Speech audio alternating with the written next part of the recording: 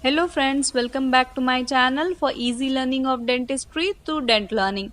Today we are going to learn about intracanal medicaments. Please do watch till the end so that I'll be sharing some important questions and some tips in the end of my video. Before getting started, make sure you subscribe to my channel and hit the bell icon so that you will be receiving information as soon as I upload my new video.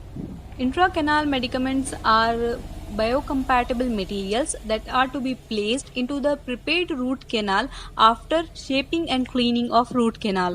Intracanal medicaments are used as a root canal disinfectant as a part of controlled asepsis in an infected root canal. It has also been used to eliminate any remaining microbes in the pulp space. During the preparation of the root canal, if any microbes are left over in the prepared root canal, these intracanal medicaments will help to disinfect the canal.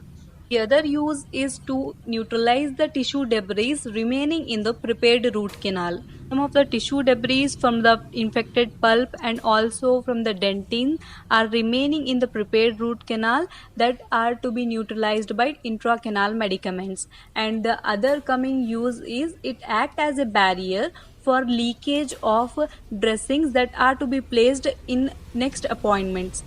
Hence, it acts as a barrier to prevent the leakage of dressing materials into the periapical spaces and hence it helps to prevent the further infection. The two antimicrobial intracanal medicaments recommended in contemporary endodontic practice are calcium hydroxide and chlorhexidine digluconate. Coming to calcium hydroxide, it is most commonly used endodontic material. Because of its special properties, they are calcium hydroxide is antimicrobial in nature because of its highly alkaline pH approximately equal to 12.5, and it has the ability to repair, and it has the ability to stimulate hard tissue formation. Hence calcium hydroxide is a very important material in endodontics. Going further into detail to understand the mechanism of action of calcium hydroxide, here the calcium hydroxide for its better antimicrobial properties, it is dispensed in an aqueous solution or in a viscous solution which act as a vehicle. So calcium hydroxide, whenever it is in an aqueous environment, it releases a highly oxidizing free radical, that is hydroxyl ion.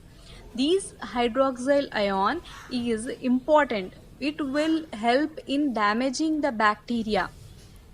It will damage the bacteria in the following three ways: by protein denaturation, cytoplasmic membrane damage of the bacteria, and damaging the DNA of bacteria.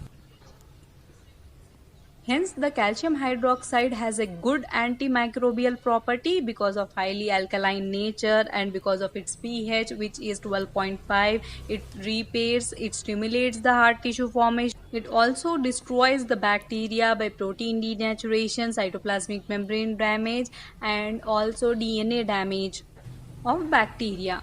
Okay, now we are going to discuss about the vehicle along with which intracanal medicaments are dispensed. Vehicles are classified into two types. They are of aqueous type and viscous type. In the aqueous solution, we use regularly the sterile water or the normal saline, and in the viscous material we generally use glycerin, polypropylene glycol, etc. Okay, now proceeding to understand this second intracanal medicament, that is chlorhexidine gluconate. Chlorhexidine digluconate is very important material. It can be either used as an intracanal medicament or it can also be used as a root canal irrigant. Hence, the form of the chlorhexidine digluconate which is used as intracanal medicament is of two types. First of all, it is 2% chlorhexidine gel, or it can also be used as a mixture of calcium hydroxide and chlorhexidine. Most specifically, these chlorhexidine digluconate is having antimicrobial property against E. faecalis and Candida albicans. Now I'll be repeating once again. Chlorhexidine digluconate can also be used as a root canal irrigant as well as intracanal medicament. It can be used in two forms, 2% chlorhexidine gel or mixture of calcium hydroxide and chlorhexidine. It is most specifically antimicrobial towards the E. faecalis and Candida albicans. I hope you have totally understood intracanal medicament, and I have already shown you the easy method of writing it in this flowchart form to fetch more marks. It is most commonly given as a 4-mark question or 2-mark question in the examinations.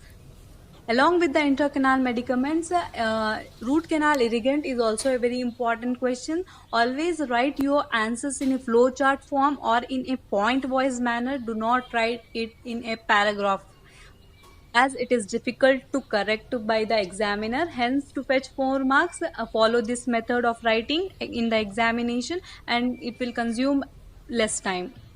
And finally, we are done with the today's topic, that is intracanal medicament. I hope you understood. Please make a note of it and revise it once again so that you will remember it so long. Stay tuned for my further videos and learn from my videos.